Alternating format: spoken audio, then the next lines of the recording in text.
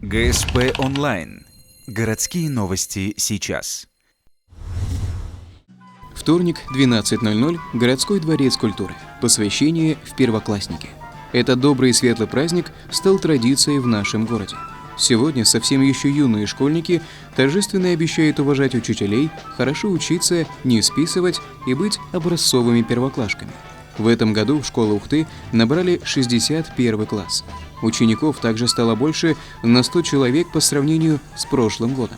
Всего 1394 ребенка. Мы очень рады, что каждый год у нас первоклассников становится все больше и больше. И количество классов в школах увеличивается. А раз увеличивается количество детей, значит и количество граждан города Ухты, Республики Коми, России увеличивается. И нам ничего за будущее страны нам не страшно. Первый класс – это сложный период в жизни ребенка. Именно с этой ступени школьного образования начинается формирование будущего человека. Посвящение в первоклассники делает это событие особенным, да и просто радует детей. Сегодня для них выступают танцевальные и вокальные коллективы города.